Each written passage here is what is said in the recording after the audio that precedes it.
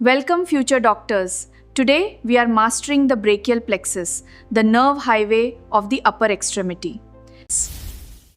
By definition, it is a somatic nerve network providing almost all sensory and motor innervation to the arm. The only major exception is the trapezius muscle, which is innervated by the cranial spinal accessory nerve instead. Let's locate it. The plexus begins in the lower neck, emerging between the anterior and middle scalene muscles. It then travels deep to the clavicle and over the first rib to enter the armpit or axilla. Here, it forms a protective neurovascular bundle, closely wrapping around the axillary artery to reach the arm. Let's track its flow. Use this clinical mnemonic. Closely wrapping around the axillary artery. Read that damn Cadaver book. These letters stand for the 5 structural stages. They mean roots, trunks and divisions, and cords and terminal branches. The roots are formed by the anterior rami of spinal nerves C5, C6, C7, C8 and T1.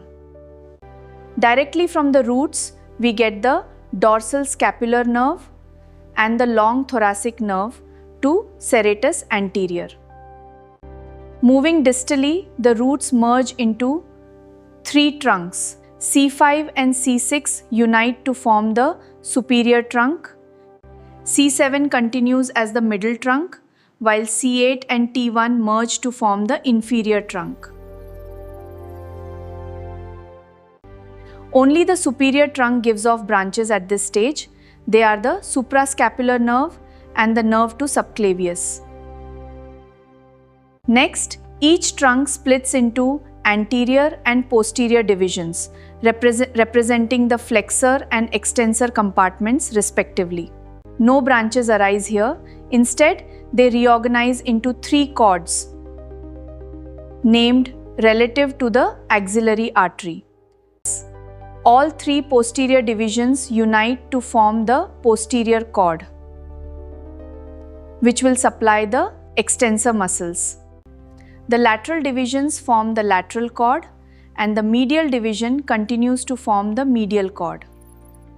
Medial cord. This structural setup brings us to the most clinically vulnerable junction of the upper trunk, Erb's point. Erb's point is a critical anatomical site on the superior trunk where 6 distinct nerves meet. Meets point. These 6 are C5, C6, suprascapular, nerve to subclavius, and the superior trunk's anterior and posterior divisions. Undue separation of the head from the shoulder can injure this exact point, resulting in Erb's palsy. For the branches, always look for the classic M shape lying superficial to the axillary artery. The lateral limb is the musculocutaneous nerve supplying the biceps, brachialis, and skin of the lateral forearm. The medial limb is the ulnar nerve, which innervates most intrinsic hand muscles for fine motor grip. Behind the M lie the posterior cord branches, the axillary nerve, and the massive radial nerve.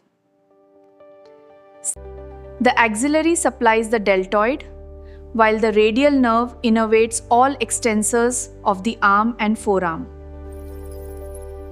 Let's look at clinical pathology. Damage to the upper trunk at Erb's point causes Erb's palsy.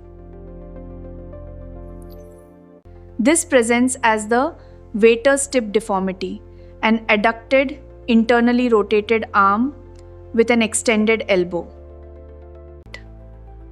This results in a classic claw hand deformity due to paralysis of all the intrinsic hand muscles.